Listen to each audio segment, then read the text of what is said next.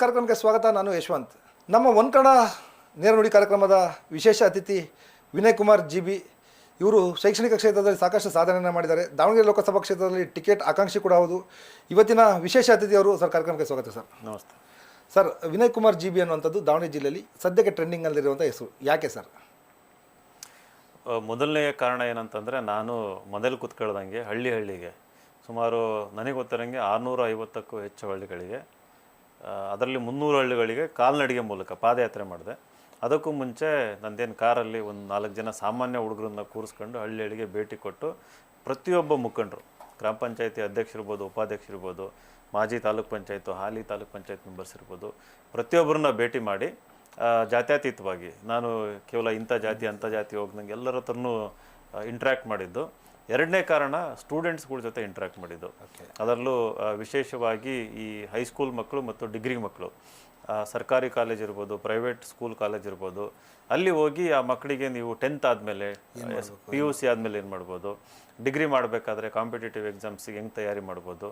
So ನಾನು ಹೆಂಗಿದ್ರು ಹಳ್ಳಿಗಳಿಗೆ ಹೋಗ್ತಾ ಇದ್ದೆ, ಹೋಬಳಿ ಮಟ್ಟದಲ್ಲಿ ಹೋಗ್ತಾ ಇದ್ದೆ. ಇದನ್ನು ಮಾಡೋಣ ಅಂತ ಮಾಡಿದೆ. ಇದು ಎರಡನೇ ಕಾರಣ. ಮೂರನೇದು, ನಂದು ಸ್ವಲ್ಪ ಬೇಸಿತ್ತು.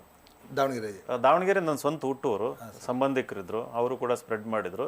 ಜೊತೆಗೆ ನಮ್ದು IAS ಕೋಚಿಂಗ್ ಫೀಲ್ಡಿಂದ ಬಂದಿರೋದ್ರಿಂದ ಇಲ್ಲಿ ಚನ್ನಗಿರಿ, ಹೊನ್ನಾಳಿ ಎಸ್ಪೆಷಲಿ ಮತ್ತು ದಾವಣಗೆರೆಯಲ್ಲಿ ಅಪಾರ ಸಂಖ್ಯೆ ಸ್ಟೂಡೆಂಟ್ಸ್ ಇದ್ದಾರೆ ನನಗೆ, IASಗೆ ಪ್ರಿಪೇರ್ ಆಗಿದ್ದವರು. ಮತ್ತು ಹೋದ ವರ್ಷ IAS 31ನೇ ರ್ಯಾಂಕ್ ನನ್ನ ಸ್ಟೂಡೆಂಟೇ ತಗೊಂಡಿದ್ದು. ಅದು ದಾವಣಗೆರೆಯಲ್ಲಿ ನ್ಯೂಸ್ ಆಗಿತ್ತು. ಅದು insights IAS Vinay Kumar student ಇಡೀ ದೇಶಕ್ಕೆ 31ನೇ ರ್ಯಾಂಕು. ಇವತ್ತು ಪ್ಯಾರಿಸಲ್ಲಿ ಭಾರತದ ರಾಯಭಾರಿ ಅವಿನಾಶ್ ರಾವಂತ್ ಅಂತ, ನಮ್ಮ ಜನತಾ ಹೋಟ್ಲ್ ಇದೆಯಲ್ಲ, ಓನರ್ ಅವರು. 4ನೇ ಕಾರಣ, ನಮ್ಮ ಬೆಳ್ಳೂಡಿ ಮಠದಲ್ಲೂ ಒಂದು ಇನ್ಸ್ಟಿಟ್ಯೂಷನ್ ಓಪನ್ ಮಾಡಿದ್ದೆ. ಆ ಟೈಮಲ್ಲಿ ನಮ್ಮ ಪೂಜ್ಯ ಗುರುಗಳು ನಿರಂಜಾನಂದಪುರಿ ಸ್ವಾಮೀಜಿ ಅವರು ಕೂಡ ನನ್ನ ಹೈಲೈಟ್ ಮಾಡಿದ್ದ ಆ ಸಮಯದಲ್ಲಿ. ಸೊ ನಮ್ಮ ಸಮಾಜದಲ್ಲೂ ಕೂಡ ನನ್ನ ಹೆಸರು ಹೋಗಿತ್ತು. 4 ಕಾರಣಗಳಿಂದ ಇವತ್ತು ನನ್ನ ಹೆಸರು. ಇನ್ನೊಂದು ಹೇಳ್ಬಿಡ್ತೀನಿ ಕಾರಣ ಏನಂತಂದ್ರೆ, ಪ್ರಮುಖ ಕಾರಣ ಏನಂತಂದ್ರೆ, ಈ ರೀತಿ 30 ವರ್ಷದಲ್ಲಿ ಆಕಾಂಕ್ಷಿ ಅಂತಂದು ಯಾರು ಬಂದಿರಲಿಲ್ಲ ದಾವಣಗೆರೆ ಕ್ಷೇತ್ರದಲ್ಲಿ. ಖಂಡಿತ. 1996 ಹಿಂದ್ಗಡೆ ಚೆನ್ನೈ ಒಡೆಯರಿದ್ದಂಥ ಸಂದರ್ಭದಲ್ಲಿ ಒಂದಷ್ಟು ಫೈಟ್ ಇತ್ತು. 96 ನಂತರ ಕೇವಲ ಎಲ್ಲ ಒಂದು ಫ್ಯಾಮಿಲಿಗೆ ಅಥವಾ ಫ್ಯಾಮಿಲಿ ಎಲ್ಲರೂ ಟಿಕೆಟ್ ಕೊಡುವಂಥ ಪರಿಸ್ಥಿತಿ ದಾವಣಗೆರೆ ಜಿಲ್ಲೆಯಲ್ಲಿ ಇತ್ತು. ಈ ಬಾರಿ ಸ್ವಲ್ಪ ಪರಿಸ್ಥಿತಿ ಕಾಂಗ್ರೆಸ್ಸಲ್ಲಿ ವಿಭಿನ್ನವಾಗಿದೆ. ಅದಕ್ಕೆ ಕಾರಣ ತಾವೇ ಅಂತಂದೇಳಿ? ಅದು ಯಾಕೆ ಗೊತ್ತಿಲ್ಲ ಕಾರಣ ಏನಂತಂದು. 30 ವರ್ಷಗಳಲ್ಲಿ ಕೆಲವೊಬ್ಬರು ಹೋರಾಟ ಮಾಡಿರ್ಬೋದು. ಅದು ತೆರೆಮರೆಯಲ್ಲಿ ಹೋರಾಟ ಮಾಡಿದ್ರಂತೆ. ನಮ್ಮ ಕೆಂಗು ಹನುಮಂತ ಸಾಹೇಬ್ರಂತ ನಮ್ಮ ಸಮಾಜದ ಹಿರಿಯ ಮುಖಂಡರು, ಅವರು ದುರೀಂಡ್ರು ಅಂತಂದು ಹೇಳ್ಬೋದು. ಅವರು ಕೂಡ ಹೋರಾಟ ಮಾಡಿದ್ರಂತೆ ಟಿಕೆಟ್ ಬೇಕು ಅಂತಂದು. ಆದರೆ ಆ ಸಂದರ್ಭದಲ್ಲಿ, ಆ ಕಾಲಘಟ್ಟದಲ್ಲಿ ಇದು ಇಷ್ಟೊಂದು ಪಬ್ಲಿಕ್ ಆಗಿ, ಇವಾಗ ನಾವೆಲ್ಲ ಇಂಟೆಲಿಜೆಂಟ್ ಇದ್ದೀವಿ, ನಾವೆಲ್ಲ ಇನ್ಸ್ಟಾಗ್ರಾಮ್ ಉಪಯೋಗಿಸ್ತೀವಿ, ಫೇಸ್ಬುಕ್, ಈ ರೀತಿ ಮೀಡಿಯಾ, ಸೋಷಿಯಲ್ ಮೀಡಿಯಾ ಇರ್ಬೋದು, ಬಸ್ಸಲ್ಲೂ ಕೂಡ ಅಡ್ವರ್ಟೈಸ್ಮೆಂಟ್ ಹಾಕಿದ್ದೀವಿ. ಸೊ ಈ ರೀತಿ ನಾವು ನೆಲದ ಮೇಲೆ ಕೆಲಸ ಮಾಡೋದ್ರ ಜೊತೆಗೆ ಸೋಷಿಯಲ್ ಮೀಡಿಯಾದಲ್ಲಿ ಕಂಬೈನ್ ಮಾಡಿ ಯಾವ ರೀತಿ ಪಾಪ್ಯುಲರ್ ಮಾಡಬೇಕನ್ನೋದು ಒಂದು ಕಾರಣ. ಅದು ಹಾಗಾಗಿ ಕ್ಷೇತ್ರ ತುಂಬ ಹೆಸರು ಹರಿದಾಡ್ತಾ ಇದೆ. ಮುಖ್ಯ ಕಾರಣ ಧೈರ್ಯ. ಈ ರೀತಿ ಧೈರ್ಯ ಯಾರು ಮಾಡಿರಲಿಲ್ಲ.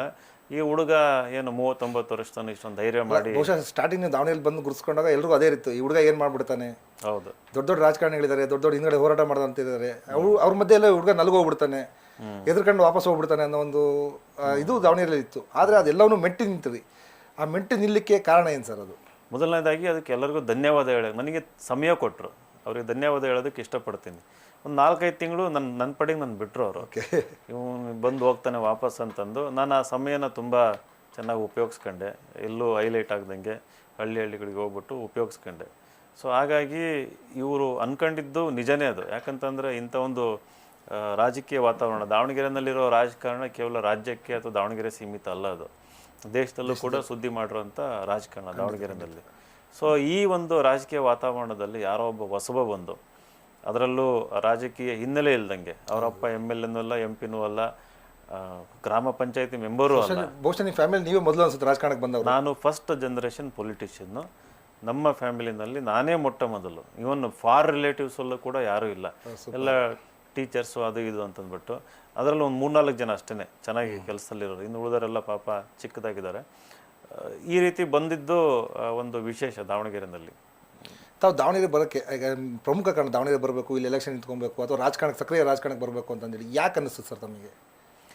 ಸಕ್ರಿಯ ರಾಜಕಾರಣಕ್ಕೆ ಯಾಕೆ ಬರಬೇಕು ಅಂತ ಅನ್ನಿಸ್ತಂತಂದರೆ, ನನಗೆ ನಮ್ಮ ಸಂವಿಧಾನದ ಮೇಲೆ, ನಮ್ಮ ಪ್ರಜಾಪ್ರಭುತ್ವದ ಮೇಲೆ ಅಪಾರವಾದ ಪ್ರೀತಿ, ಭಕ್ತಿ ಕೂಡ ಇದೆ.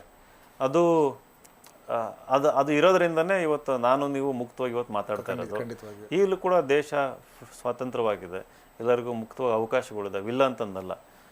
ಅದನ್ನು ಕಾಪಾಡೋ ಜವಾಬ್ದಾರಿ ಪ್ರತಿಯೊಬ್ಬರಿಗೂ ಇರ್ತದೆ. ಅದನ್ನು ಕಾಪಾಡೋದ್ರ ಜೊತೆಗೆ ಇವತ್ತು ಸರ್ಕಾರದ ಸೌಲಭ್ಯಗಳು ಏನಿದ್ದಾವೆ ಅದು ಯಾರಿಗೆ ತಲುಪಬೇಕು ಅವು ತಲುಪ್ತಾ ಇಲ್ಲ. ಇವತ್ತು ನಾನು IAS ಹುಡುಗರಿಗೆ ಪಾಠ ಮಾಡಬೇಕಾದ್ರೆ, ಒಬ್ಬ ಆಕಾಂಕ್ಷಿನ IAS ಆಫೀಸರ್ ಮಾಡಬೇಕಾದ್ರೆ ಅವರಿಗೆ ಸಾಕಷ್ಟು ಪಾಠ ಮಾಡ್ತೀವಿ ನಾವೆಲ್ಲ. ಸರ್ಕಾರದ ಸೌಲಭ್ಯಗಳು, ಪ್ರತಿಯೊಂದು ಸ್ಕೀಮು, ಪ್ರಾಜೆಕ್ಟು, ಪಾಲಿಸಿ, ಲೆಜಿಸ್ಲೇಷನ್ ಎಲ್ಲದ್ರ ಬಗ್ಗೆನೂ ನಾವು ಹೇಳ್ತೀವಿ ವಿವರವಾಗಿ. ಯಾಕೆ ಇಂಪ್ಲಿಮೆಂಟ್ ಆಗ್ತಿಲ್ಲ, ಎಲ್ಲಿ ಲೋಪದೋಷ ಇದಾವೆ ಅಂತ ಹೇಳ್ತಾ ಇರ್ತೀವಿ. ಯಾವ್ಯಾವ ಸಂಸ್ಥೆಗಳು ಫೇಲ್ ಆಗಿದ್ದಾವೆ, ಸ್ಥಳೀಯ ಸಂಸ್ಥೆಗಳ ಪಾತ್ರ ಏನು ಅಂತಂದು. ಇವಾಗ ಇದೆಲ್ಲ ಜ್ಞಾನ ಗಳಿಸಿದ ಮೇಲೆ, ಅದನ್ನು ಹೆಂಗೆ ಮಾಡ್ಬೇಕಂತ ತಿಳ್ಕೊಂಡ ಮೇಲೆ ನಮಗೆ ಅದನ್ನು ಇಂಪ್ಲಿಮೆಂಟ್ ಮಾಡ್ಬೇಕಂದ್ರೆ ಒಂದು IAS ಆಫೀಸರ್ ಆಗಬೇಕಿತ್ತು. ನಾನು ಟ್ರೈ ಮಾಡಿ ಅದು ಒಂದು 2-3 ಮಾರ್ಕ್ಸಲ್ಲಿ ಮಿಸ್ ಆಯಿತು. ಈಗ ರಾಜಕಾರಣದಲ್ಲಿ ಬಂದರೆ ಅದನ್ನು ಕೇವಲ ಇಂಪ್ಲಿಮೆಂಟ್ ಮಾಡೋದಷ್ಟೇ ಅಲ್ಲ, ಅದನ್ನು ಎಲ್ಲರನ್ನೂ ಒಳಗೊಂಡಂತೆ, ನಾವೇನು ಇನ್ಕ್ಲೂಸಿವ್ ಡೆವಲಪ್ಮೆಂಟ್ ಅಂತೀವಲ್ಲ, ಆ ಒಂದು ಅರ್ಥದಲ್ಲಿ ಎಲ್ಲರನ್ನೂ ಒಳಗೊಂಡಂತೆ ಪಾಲಿಸಿಗಳ್ನು ಮಾಡ್ಬೋದು. ಇಲ್ಲಿ ದಾವಣಗೆರೆಯಲ್ಲಿ ಒಂದು ಮಾದರಿ ಕ್ಷೇತ್ರನಾಗ ಮಾಡ್ಬೋದು. ದಾವಣಗೆರೆ ಕರ್ನಾಟಕದ ಹೃದಯ ಭಾಗದಲ್ಲಿರುವಂಥ ಒಂದು ತುಂಬ ಸುಂದರವಾದ ನಗರ, ಅದು ಸುಂದರವಾದ ಪ್ರದೇಶ, ತುಂಬ ಚಾರಿತ್ರಿಕ ಹಿನ್ನೆಲೆ ಇರುವಂಥದ್ದು, ಐತಿಹಾಸಿಕ ಹಿನ್ನೆಲೆ ಇರುವಂಥದ್ದು. ಇದು ಒಂದು ಶಕ್ತಿ ಕೇಂದ್ರ ಆಗಿ ಬೆಳೆಯೋ ಒಂದು ಏನಂತಾರೆ ಆ ಒಂದು ಇದೂ ಇದೆ. ಅದಕ್ಕೆ ಮಹತ್ವ ಇರುವಂತಹ ಜಿಲ್ಲೆ ಇದು. ಜಿಲ್ಲೆ ತಾವು ವಿನಯ್ ಕುಮಾರ್ ಅವರು ದಾವಣಗೆರೆ ಜಿಲ್ಲೆಗೆ ಬಂದಾಗ ವಿನಯ್ ಕುಮಾರ್ ಅಂದರೆ ಯಾರು ಅಂತ ಗೊತ್ತಿರಲಿಲ್ಲ. ಈ ಬಹುಶಃ ಜಿಲ್ಲೆಯ ಜನತೆಗೆ ಅಥವಾ ಕಾಂಗ್ರೆಸ್ನ ಒಂದಷ್ಟು ಮುಖಂಡರಿಗೆ ವಿನಯ್ ಕುಮಾರ್ ಯಾರು ಅಂತ ಗೊತ್ತಾಗಿದೆಯಾ ಸರ್? ಇಲ್ಲಿ ಎಲ್ಲರಿಗೂ ಗೊತ್ತಾಗಿದೆ. ಇವಾಗ ದಾವಣಗೆರೆಯಲ್ಲಿ ಮುಖಂಡರ ಲೆವೆಲಲ್ಲಿ ನನಗೆ ಅನಿಸಿದ ಮಟ್ಟಿಗೆ ನಾನು ಯಾರನ್ನೂ ಬಿಟ್ಟಿಲ್ಲ ಇಲ್ಲಿ, ಇನ್ಕ್ಲೂಡಿಂಗ್ ನಮ್ಮ ಶಾಮನೂರು ಶಿವಶಂಕರಪ್ಪ ಸಾಹೇಬ್ರು ಇರ್ಬೋದು, ಮಲ್ಲಿಕಾರ್ಜುನ್ ಸಾಹೇಬ್ರು ಇರ್ಬೋದು, ಅವ್ರನ್ನೂ ಕೂಡ ಭೇಟಿಯಾಗಿ, ಪ್ರತಿಯೊಬ್ಬ MLA ಅವ್ರನ್ನೂ ಭೇಟಿಯಾಗಿದ್ದೀನಿ. ಎಲ್ಲರೂ ನನ್ನನ್ನು ಇಷ್ಟಪಟ್ಟಿದ್ದಾರೆ. ಆ್ಯಕ್ಚುಲಿ ರಾಜಕೀಯವಾಗಿ ಕೆಲವೊಂದು ಪರ ವಿರೋಧಗಳು ಇರ್ಬೋದು, ಆದರೆ ಇಂಥವ್ರು ಬರಬೇಕು, ಪ್ರತಿಭಾವಂತರು ರಾಜಕಾರಣಕ್ಕೆ ಬರಬೇಕು, ಹೊಸಬ್ರು ಬರ್ಬೇಕು ಅನ್ನೋದು ಎಲ್ಲರೂ. ಈಗ ತಾವು ಹೇಳ್ತೀರಿ ಶಾಮನೂರು ಶಿವಶಂಕರಪ್ಪನವ್ರು ಭೇಟಿಯಾಗಿದೆ, ಮಲ್ಲಿಕಾರ್ಜುನ್ ಅವ್ರು ಭೇಟಿಯಾಗಿದೆ ಅಂತ. ಅವ್ರು ಭೇಟಿಯಾದ ಸಂದರ್ಭದಲ್ಲಿ ಅವರ ರಿಯಾಕ್ಷನ್ ಯಾವ ರೀತಿ ಇತ್ತು ಅಂತೇಳಿ ನಮಗೆ ಜನಗಳು ಎದುರಿಸಿದ್ರು. ಅವರೆಲ್ಲ ಸಣ್ಣವ್ರನ್ನ ಮಾತಾಡ್ಸಲ್ಲ, ಅವರಿಗೆಲ್ಲ ದುರಹಂಕಾರ, ಹಂಗೆ ಹೆಂಗೆ ಅಂತಂದು. ಈಗ ನಾವು ರಾಜಕಾರಣದಲ್ಲಿ ಇಲ್ಲದೆ ಇರೋದ್ರಿಂದ ಅವತ್ತು ನಾವು ಯಾವತ್ತೂ ಭೇಟಿ ಆಗಿರಲಿಲ್ಲ.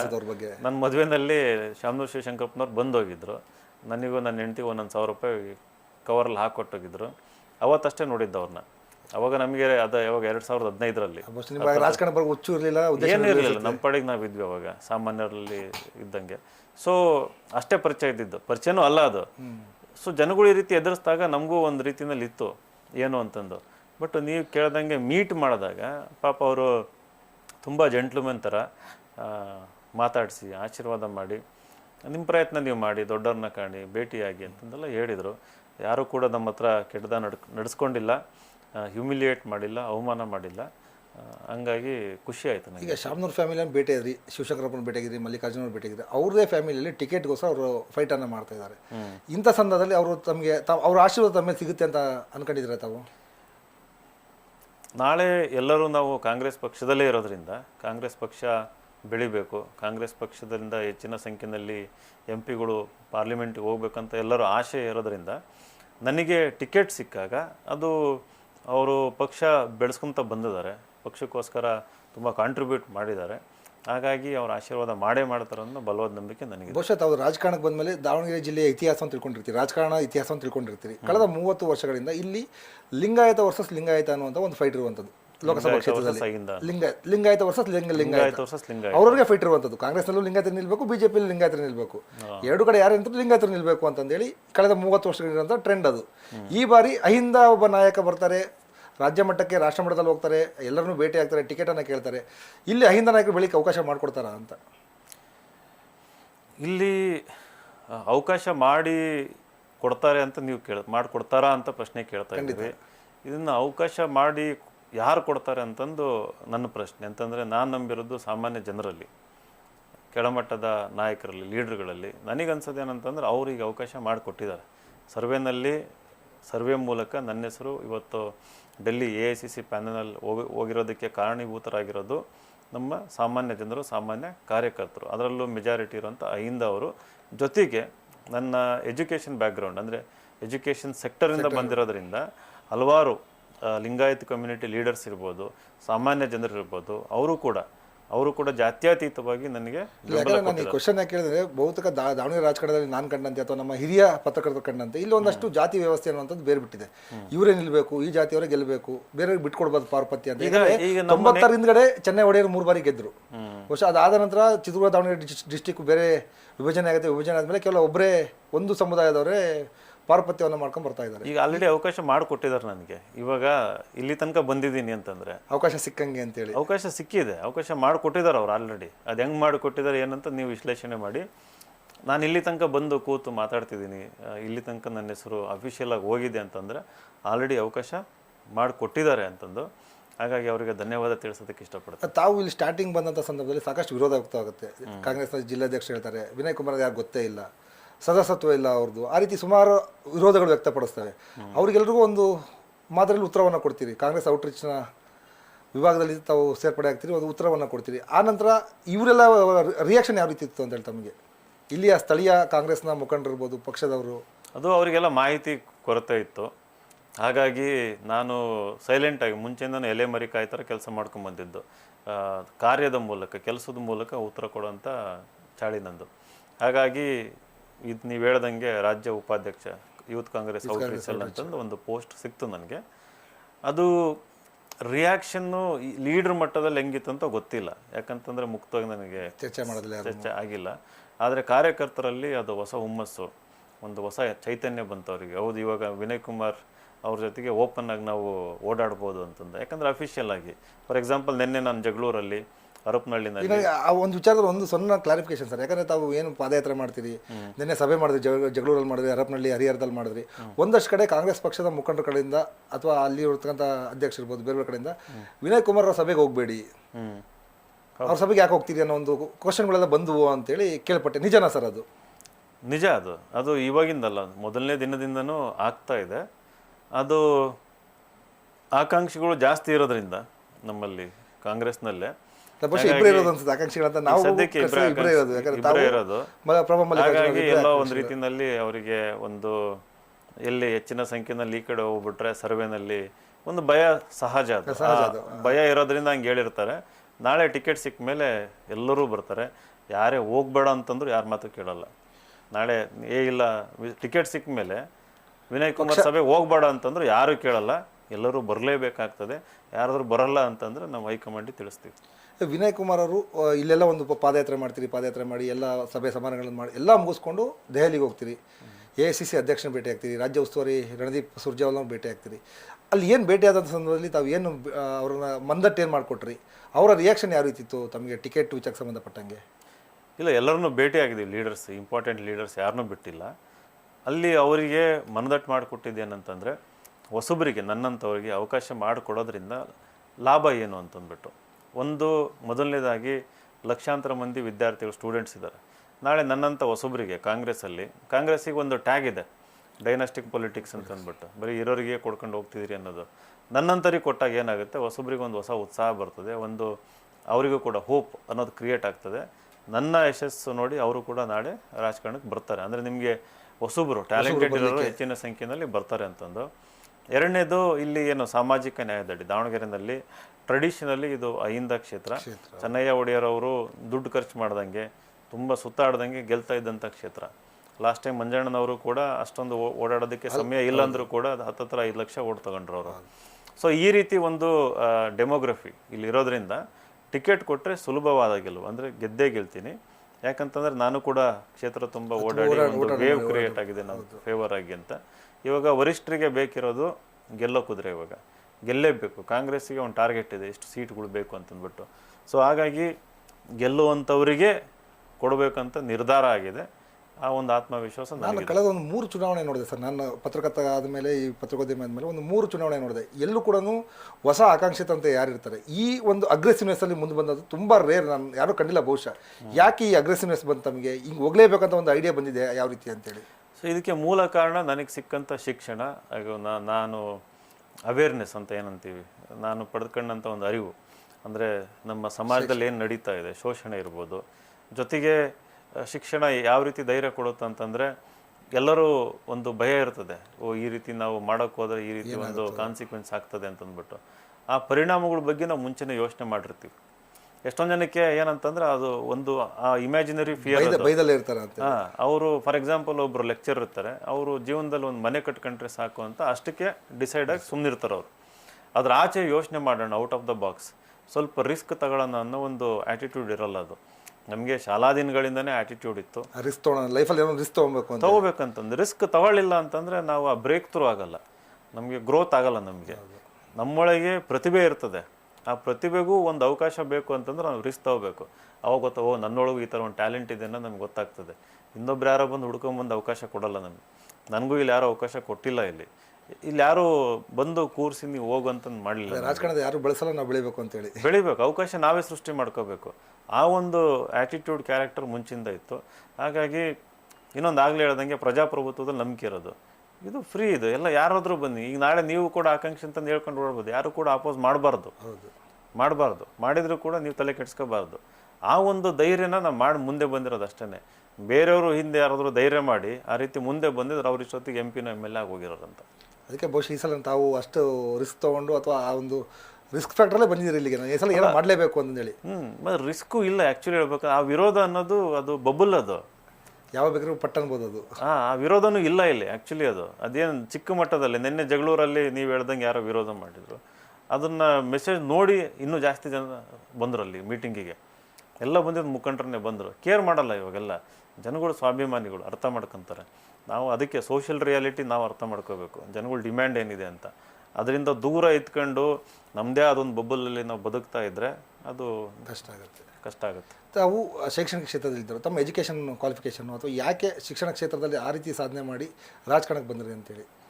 ಇವತ್ತು ಪಾದಯಾತ್ರೆ ಮಾಡಬೇಕಾದ್ರೆ ಹಳ್ಳಿನಲ್ಲಿ ಶಾಲೆಗಳಿಗೆ ಹೋದಾಗ ಅಲ್ಲಿ ಏನು ಶಿಕ್ಷಣದ ಕುಂದುಕೊರತೆ ನಾನು ನೋಡಿದೆ. ಅಲ್ಲಿ ಹಳ್ಳಿಗೆ ಶಾಲೆ ಹೋಗೋ ಮಗು ಏನಿದೆಯಲ್ಲ, ಸರ್ಕಾರಿ ಶಾಲೆ ಹೋಗೋ ಮಗು, ಅಲ್ಲಿ ಪಡಿತಿರೋವಂಥ ಶಿಕ್ಷಣ ಏನಿದೆಯಲ್ಲ, ಆ ಮಗುನ ಯಾವುದಕ್ಕೂ ರೆಡಿ ಮಾಡಲ್ಲ ಅಲ್ಲಿ.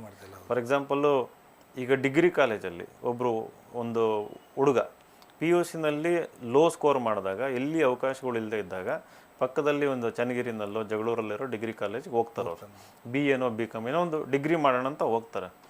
ಅಲ್ಲಿರೋ ಲೆಕ್ಚರರ್ಸು ವೆಲ್ ಕ್ವಾಲಿಫೈಡ್ ಇರ್ತಾರೆ. ಈ ವಿದ್ಯಾರ್ಥಿನ ಯಾವುದಕ್ಕಾದ್ರೂ ತಯಾರು ಮಾಡೋಣ ಅಂತಂದ್ರೆ ಅವ್ರಿಗೆ ಭಾಳ ಕಷ್ಟ ಆಗುತ್ತೆ.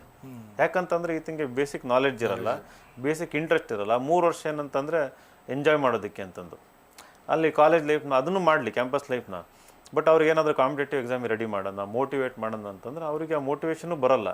ರೀಸನ್ ಯಾಕೆ ಅಂತಂದರೆ 1ನೇ ಕ್ಲಾಸಿಂದ 12ನೇ ಕ್ಲಾಸಿನ ಎಜುಕೇಷನ್ ಸಿಗ್ತಿದೆಯಲ್ಲ, ಅದು ಕಳಪೆ ಮಟ್ಟದ್ದು ನಮ್ಮ ಈಗಿರೋವಂಥದ್ದು.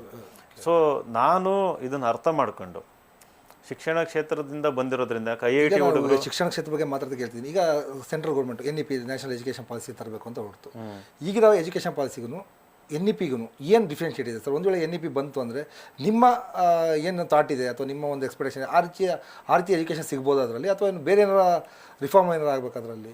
ಈಗ NEPದು ಮೇಜರ್ ಫೋಕಸ್ಸು ಹೈಯರ್ ಎಜುಕೇಷನ್ ಮೇಲೆ. ಲೋವರ್ ಎಜುಕೇಷನಲ್ಲಿ 3 ವರ್ಗ ಮಾಡ್ತಾರೆ ಅವರು.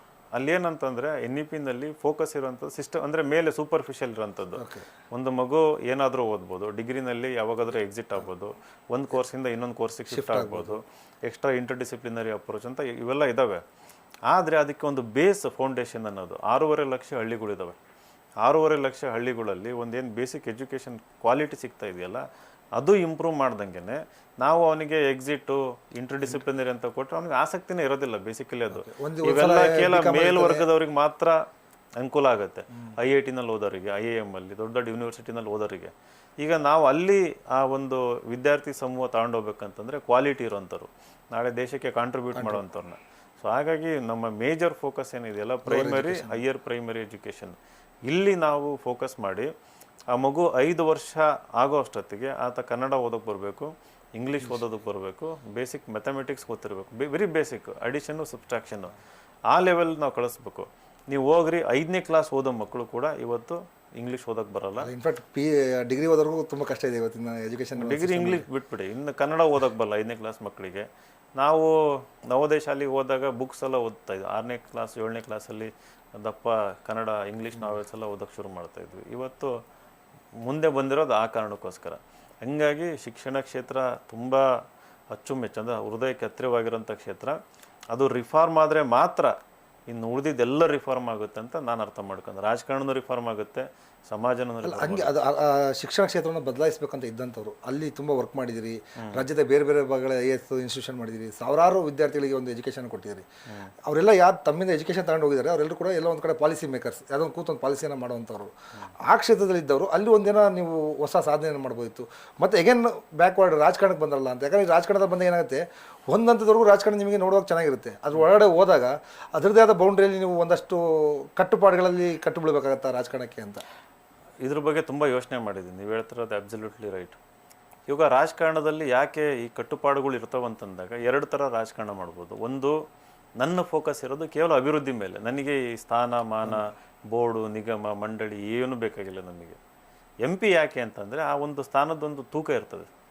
ಅಲ್ಲಿ ಸರ್ಕಾರದ ಬೆನಿಫಿಟ್ನ ಜನಗಳಿಗೆ ತಲುಪಿಸೋಂಥ ಒಂದು ವ್ಯವಸ್ಥೆ ಇರ್ತದೆ, ತಗೊಂಬರೋ ಕೆಪಾಸಿಟಿ ಇರ್ತದೆ, ಪವರ್ ಇರ್ತದೆ.